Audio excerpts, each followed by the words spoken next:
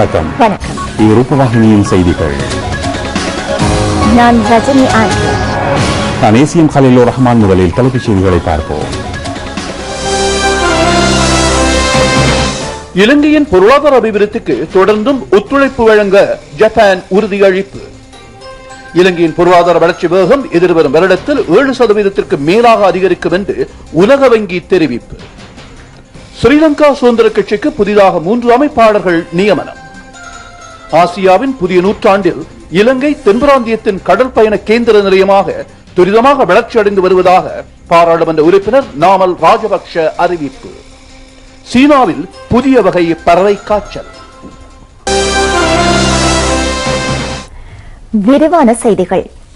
இலங்கையின் பொருளாதார அபிவிருத்திக்கு தொடர்ந்தும் ஒத்துழைப்பு வழங்குவதற்கு ஜப்பான் உறுதி தெரிவித்துள்ளது.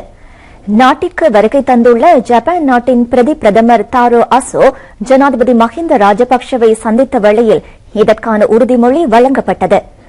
ஜனாதிபதியின் அழைப்பிற்கு அமைய பிரதி பிரதமர் உள்ளிட்ட ஜப்பான் குழுவினர் கட்டுநாயக்கா விமான நிலையத்தின் ஊடாக நேற்றிரவு இலங்கைக்கு விஜயம் செய்திருந்தனர். அமைச்சர்களான பசில் ராஜபக்ஷ, WDJ செனிவிரத்ன, பிரதியமைச்சர் நியோமல் பெரேரா ஆகியோரினால் இவர்கள் வரவேற்கப்பட்டனர். இதனைத் தொடர்ந்து பிரதி பிரதமர் விமான நிலையத்தில் விசேட விருந்தினர்களின் புத்தகத்தில் கைச்சாத்திட்டார். ஜப்பான் தூதுக்குழுவினர் 3 நாட்கள் இலங்கையில் தங்கியிருப்பார்கள்.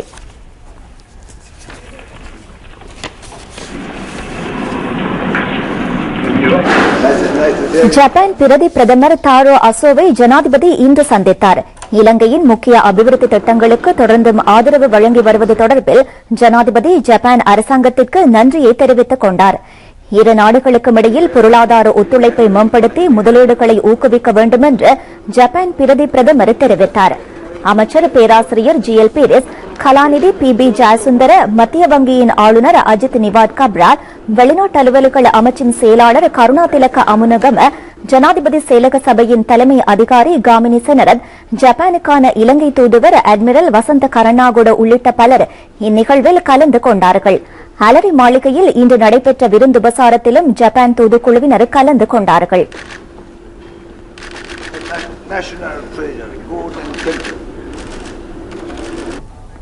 ஜப்பான் பிரதி பிரதமர் உள்ளிட்ட குழுவினர் இன்று கொழும்பு துறைமுகத்தை பார்வையிட்டார்கள்.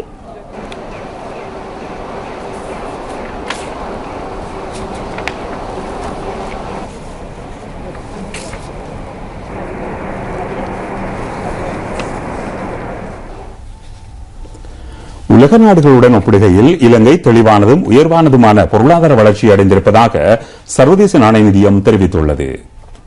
நாட்டில் பொருளாதாரத்திற்கான சாதகமான லட்சணங்கள் பலவற்றை காணக்கூடியதாக இருப்பதாக சர்வதேச நாணய நிதியம் இலங்கை தொடர்பாக வெளியிட்டுள்ள புதிய அறிக்கையில் சுட்டிக்காட்டியுள்ளது. சர்வதேச நாணய நிதியத்தின் இலங்கை பிரதிநிதி கலாநிதி கொஷிமாதாய் இன்று மாலை நடத்திய செய்தியாளர் மாநாட்டில் அறிக்கையில் உள்ள விடயங்களை தெளிவுபடுத்தினார். இலங்கை இவருடன் 6.25% பொருளாதார வளர்ச்சி அடையும் என்று சர்வதேச நாணய நிதியம் நம்பிக்கை வெளியிட்டுள்ளது. உலகின் ஏனைய நாடுகளுடன் ஒப்பிடுகையில் ஆக கூடுதலான பொருளாதார வளர்ச்சி வேகம் இதுவாகும். பணவீக்கம் 6.4% குறைந்துள்ளது. உலகில் வெளியேற்றுவோரை குறைவாக கொண்ட நாடுகளில் இலங்கை இடம்பெற்றுள்ளது.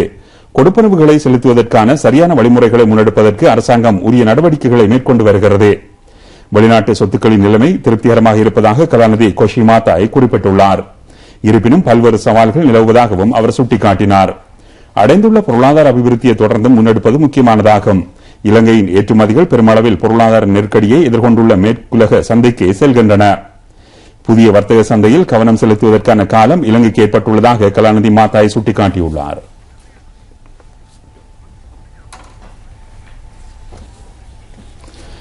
நாட்டின் வரலாற்றில் பாரிய அளவிலான மேதினோ கூட்டம் கொழும்பு கெம்பல் மைதானத்தில் நேற்று நடைபெற்றது. 20 லட்சத்திற்கும் மேற்பட்டோர் இதில் கலந்து கொண்டார்கள். அரசாங்கத்தின் அபிவிருத்தி வேலை திட்டங்கள், எதிர்கால எதிர்பார்ப்பு, தொழிலாளர்களுக்கான அர்ப்பணிப்புகள் ஆகியவற்றின் அடிப்படையில் ஸ்ரீலங்கா சுதந்திர கட்சி இம்முறை மேதின ஊர்வலத்தை ஏற்பாடு செய்திருந்தது. பல்வேறு இடங்களிலிருந்து வருகை தந்திருந்த மக்கள் தாமரை தடாகத்திற்கு அருகாமையிலிருந்து கெம்பல் மைதானம் வரையில் ஊர்வலமாக சென்றனர். 60 வருடங்களுக்கு மேற்பட்ட ஸ்ரீலங்கா சுதந்திர கட்சியின் வரலாற்றில் இவ்வாறான மக்கள் தொகை ஒன்று கூடிய மேதின ஊர்வலமும் கூட்டமும் இதுவாகும் என்று அமைச்சர் டலஸ் அழகப்பெரும தெரிவித்துள்ளார். எதிர்க்கட்சியினர் நாட்டின் அபிவிருத்தி வேலைத்திட்டங்களை கண்டித்து உண்மைக்கு புறம்பான பல்வேறு பிரசாரங்களில் ஈடுபட்டுள்ளனர். இருப்பினும் முற்போக்கு மக்கள் அரசாங்கம் தொடர்பில் கொண்டுள்ள நம்பிக்கை இம்முறை மே தினத்தில் தெளிவாகியுள்ளது என்றும் அமைச்சர் சுட்டிக்காட்டினார். தமது அரசியல் வாழ்க்கையில் தாம் கலந்து கொண்ட உன்னதமான மக்கள் கூட்டம் இதுவாகும் என்று கூடியிருந்த மக்கள் மத்தியில் உரையாற்றுகையில் ஜனாதிபதி மஹிந்த ராஜபக்ஷ கூறினார். பொதுமக்களின் சேம நலன்களுக்கான செலவுகள் குறைக்கப்பட்டதற்கு எதிர்ப்பு தெரிவித்து ஐரோப்பாவில் மக்கள் உலக தொழிலாளர் தினத்தன்று ஆர்ப்பாட்டத்தில் ஈடுபட்டனர். கிரேக்கத்தில் அரசு மற்றும் தனியார் பிரிவினர் ஒன்றிணைந்து 24 மணித்தியால ஆர்ப்பாட்டத்தை ஆரம்பித்துள்ளனர். ஏதென்ஸ் தலைநகரில் இடம்பெற்ற ஆர்ப்பாட்டத்தில் லட்சக்கணக்கானோர் கலந்து கொண்டார்கள்.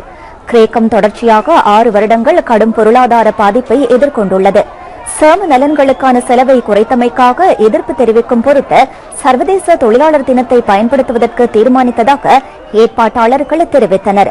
கிரேக்கத்தில் வேலையற்றோரின் எண்ணிக்கை 27% அதிகரித்துள்ளது. இளைஞர்கள் மத்தியில் இது 59.1% காணப்படுகிறது. நிர்வாக ஊழியர்கள் 15,000 பேரை சேவையிலிருந்து நீக்குவதற்கு அரசாங்கம் திட்டமிட்டுள்ளது. 2008ஆம் ஆண்டு தொடக்கம் 2009 வரையிலான காலப்பகுதியில் ஏற்பட்ட பொருளாதார நெருக்கடியின் பொறுப்பேறாக ஐரோப்பாவில் உள்ள அனைத்து நாடுகளிலும் வேலையற்றோரின் எண்ணிக்கை துரிதமாக அதிகரித்து வருகிறது. ஸ்பெயினில் வேலையற்றோரின் எண்ணிக்கை 26.7% ஆகும். போர்த்துகலில் வேலையற்றோரின் எண்ணிக்கை 17.5% ஆகும். யூரோ நிதி வலயத்தில் வேலையற்றோரின் எண்ணிக்கை 24% அதிகரித்துள்ளது.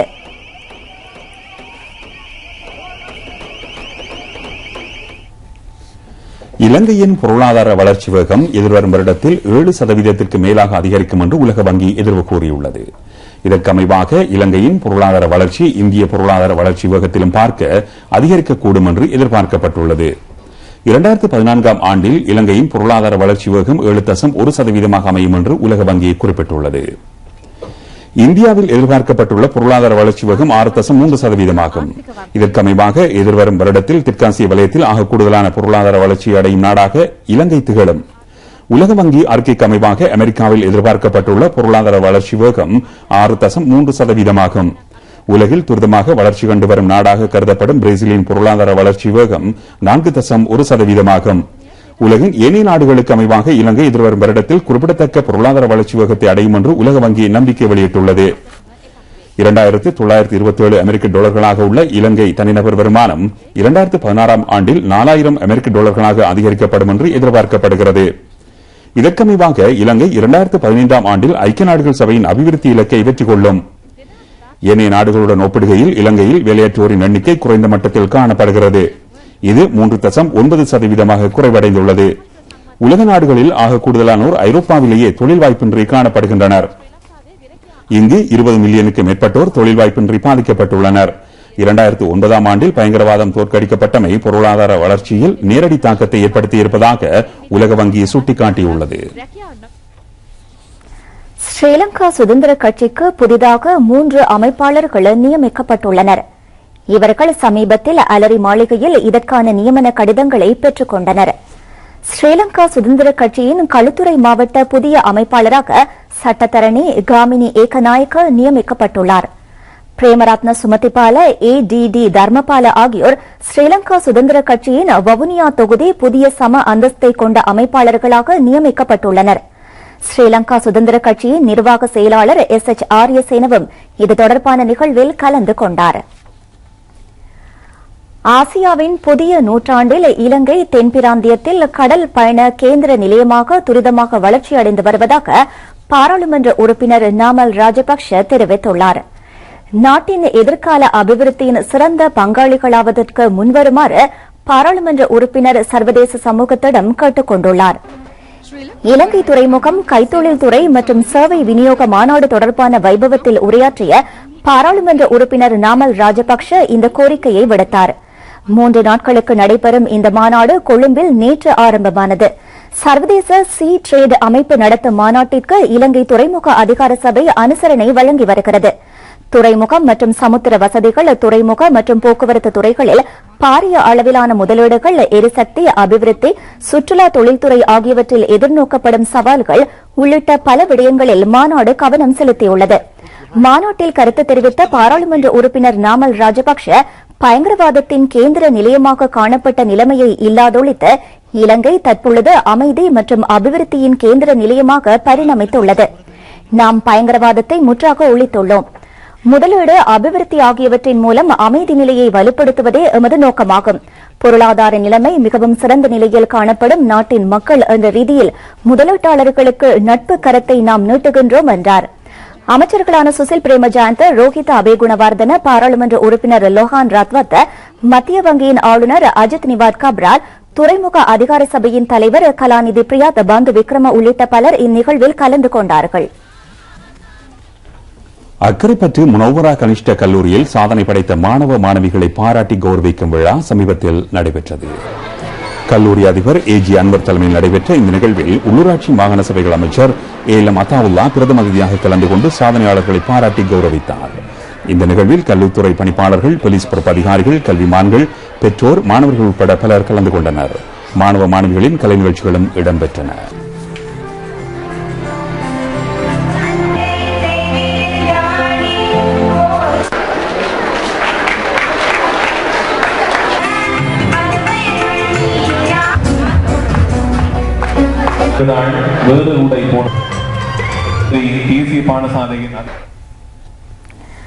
கலையின பட்டகுல்லாதினிய முஸ்லிம் மகா வித்தியாலயத்தின் 35வது வருடாந்த நிகழ்வும், மகுடம் சஞ்சிகை நூல் வெளியீட்டு விழாவும், பரிசளிப்பு நிகழ்வும் சமீபத்தில் நடைபெற்றன. வித்தியாலய அதிபர் ASA இக்ராம் தலைமையில் நடைபெற்ற இந்த விழாவில் மத்திய மாகாண முதலமைச்சர் சரத் ஏகநாயக்க பிரதம அதிதியாக கலந்து கொண்டார். மத்திய மாகாண சபை உறுப்பினர் ரிஸ்வி ஃபாரூக், பூஜா பிட்டிய பிரதேச சபை உறுப்பினர் ALM ரசான் உட்பட பிரமுகர்கள் பலரும் சமூகம் அளித்திருந்தனர்.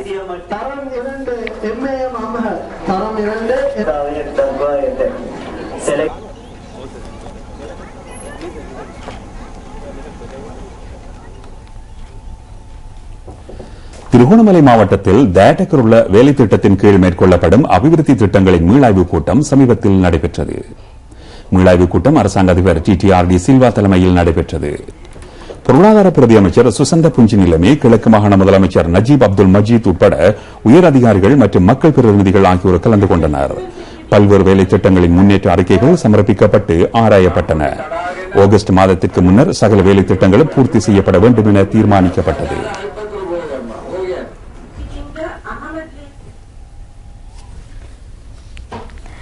வெளிநாடுகளில் இருந்து கொண்டு தாய்நாட்டிற்கு எதிராக பல்வேறு கூற்றுக்களை தெரிவிப்பது மேற்கொள்ளக்கூடாத செயலாகும் என்று ஐக்கிய தேசிய கட்சியின் பாராளுமன்ற உறுப்பினர் சஜித் பிரேமதாச தெரிவித்துள்ளார். மறைந்த முன்னாள் ஜனாதிபதி ரணசிங்க பிரேமதாசவின் நினைவு தின நிகழ்வில் பாராளுமன்ற உறுப்பினர் உரையாற்றுகையில் இந்த விடயத்தை சுட்டிக்காட்டினார். நினைவு தின நிகழ்வு புதுக்கடையில் அமைந்துள்ள பிரேமதாசவின் உருவச்சிலைக்கு அருகில் நேற்று இடம்பெற்றது. அக்கரைப்பற்று வலய கல்வி அலுவலகத்தின் ஏற்பாட்டில் தென்கிழக்கு பல்கலைக்கழகத்தின் ஊடாக வரலாறு கற்பிக்கும் ஆசிரியர்களுக்கென ஒழுங்கு செய்யப்பட்ட 2 நாள் பயிற்சி செயலமர்வு சமீபத்தில் நடைபெற்றது. சிரேஷ்ட விரிவுரையாளர் கலாநிதி அனுஷியா சேனாதிராஜா தலைமையில் நடைபெற்ற இந்த செயலமர்வை உபவேந்தர் கலாநிதி SM அஹமது இஸ்மாயில் ஆரம்பித்து வைத்தார். ஒலிவில் வளாக கலைப்பீட கேட்போர் கூடத்தில் ஒழுங்கு செய்யப்பட்ட இந்த செயலமர்வை வரலாற்றுத்துறை விரிவுரையாளர்களே முழுமையாக நடத்தினர்.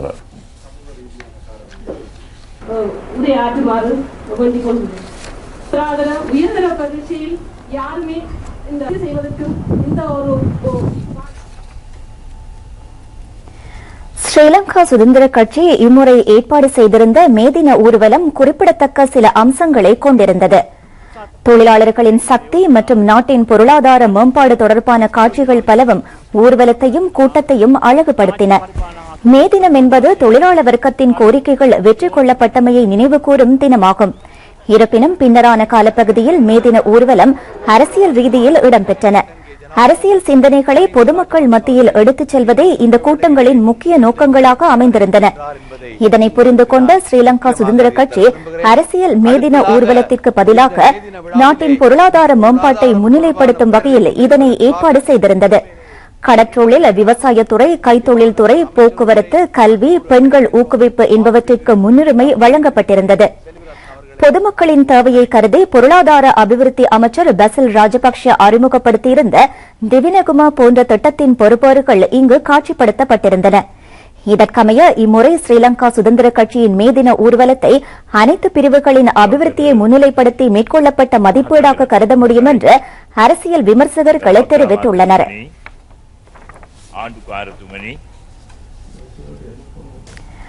மஹரகம அல் பசர் மருத்துவ நிலைய திறப்பு விழாவுடன் 15வது வருடாந்த இலவச கண் சிகிச்சை முகாமும் நடைபெற்றது.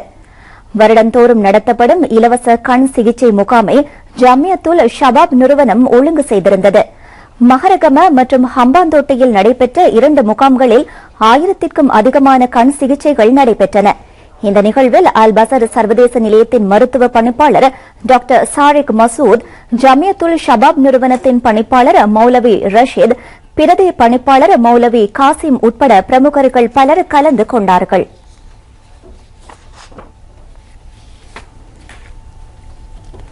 செங்கலடி பிரதேச செயலக பிரிவில் உள்ள வேப்பவட்டுவான் மாவடி ஓடை பாலத்தை உடனடியாக புனரமைத்து தருமாறு அங்கு வாழும் மக்கள் கோரிக்கை விடுத்துள்ளனர். 2010ஆம் ஆண்டு ஏற்பட்ட பெருவெள்ளம் காரணமாக இப்பாலம் முழுமையாக சேதமடைந்துள்ளது. 2000 ஏக்கர் நிலப்பரப்பில் விவசாயம் செய்யும் மக்கள் 3 வருடங்களுக்கு மேலாக சிறிய மாற்றுப்பாதை ஒன்றையை பயன்படுத்தி வருகின்றனர். இந்த சிறிய வீதியால் கனரக வாகனங்கள் செல்லக்கூடாதென தடை விதிக்கப்பட்டுள்ளது.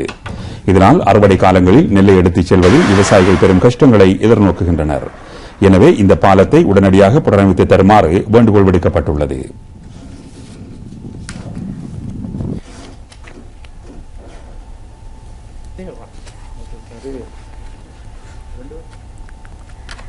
காத்தான்குடி பிரதேச செயலக பிரிவில் அமைக்கப்பட்ட 3 கான்கிரீட் மற்றும் பொருத்துக்கல் வீதிகள் பொதுமக்களின் பாவனைக்கென சமீபத்தில் திறந்து வைக்கப்பட்டன.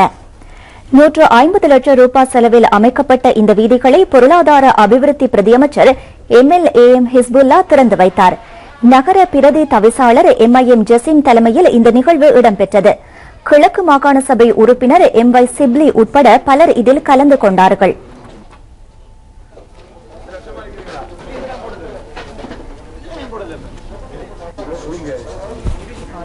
சாய்ந்தமருது பிரதேசத்தில் நிர்மாணிக்கப்பட்ட 2 வீதிகளும் சமீபத்தில் திறந்து வைக்கப்பட்டன. சாய்ந்தமருது பிரதேச செயலக உதவி திட்டமிடல் பணிப்பாளர் ALM மஜித் தலைமையில் நடைபெற்ற இந்த நிகழ்வில் பாராளுமன்ற உறுப்பினர் HMM ஹாரிஸ் பிரதம அதிதியாக கலந்து கொண்டார். கிழக்கு மாகாண சபை உறுப்பினர் AM ஜமீல், கல்முனை மாநகர முதல்வர் கலாநிதி சிராஸ் மீரா சாஹிப் உட்பட பலர் இதில் கலந்து கொண்டார்கள்.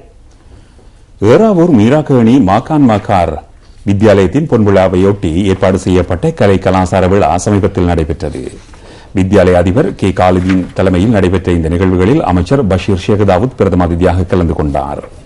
இந்த நிகழ்வில் கிழக்கு மாகாண சபை உறுப்பினர் MS சுபைர், ஏறாவூர் நகரசபை தவிசாளர் அலி ஜாகிர் மௌலானா உட்பட பிரமுகர்கள் பலர் கலந்து கொண்டனர். மாணவர்களது உடற்பயிற்சி கண்காட்சியும் பேண்ட் வாத்திய குழுவினரின் இசை நிகழ்ச்சியும் இடம்பெற்றன.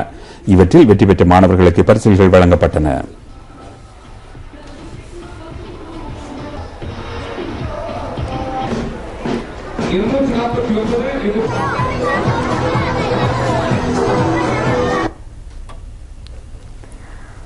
ஸ்ரீலங்கா மக்கள் கட்சியின் தலைவர் ரஞ்சித் நவரத்ன காலமானார். நரம்பு தளர்ச்சியின் காரணமாக தேசிய வைத்தியசாலையில் சிகிச்சை பெற்றுக் கொண்டிருந்த வேளையில் நேற்று மாலை இவர் இறந்துள்ளார். இறக்கும் போது இவருக்கு 65 வயது. 1970ஆம் ஆண்டு காலப்பகுதியில் ஸ்ரீலங்கா சுதந்திர கட்சியில் அரசியலை ஆரம்பித்த நவரத்ன 1984ஆம் ஆண்டில் விஜயகுமார துங்கவுடன் ஒன்றிணைந்து ஸ்ரீலங்கா மக்கள் கட்சியை ஆரம்பிப்பதற்கு முன்னோடியாக செயற்பட்டார். வடமேல் மாகாண சபையின் ஆரம்ப எதிர்க்கட்சித் தலைவர் நவரத்ன ஆவார். 1992ஆம் ஆண்டில் உருவாக்கப்பட்ட பொதுஜன ஐக்கிய முன்னணியின் பங்குதாரராக ஸ்ரீலங்கா மக்கள் கட்சியை ஒன்றிணைப்பதற்கு நவரத்ன செயற்பட்டார். இவர் 1994ஆம் ஆண்டில் அக்கட்சியின் தலைவராக நியமிக்கப்பட்டார். ரஞ்சித் நவரத்ன 2000ஆம் ஆண்டு பொதுஜன ஐக்கிய முன்னணியில் போட்டியிட்டு பாராளுமன்றத்திற்கு தெரிவானார். நவரத்னவின் பூதவுடல் இன்று பகல் குருநாகல் வெஹரவில் உள்ள அவரது வீட்டுக்கு எடுத்துச் செல்லப்பட்டது. இறுதிச் சடங்குகள் குருநாகல் மாளிகா பிட்டிய மைதானத்தில் எதிர்வரும் ஞாயிற்றுக்கிழமை நடைபெறவுள்ளது. எமது பிரதான செய்திகளில் அடுத்த வெளிநாட்டு செய்திகளை எதிர்பாருங்கள். இத்துடன் ரூபவாகினியின் செய்திகள் முடிவடைந்தன. வணக்கம்.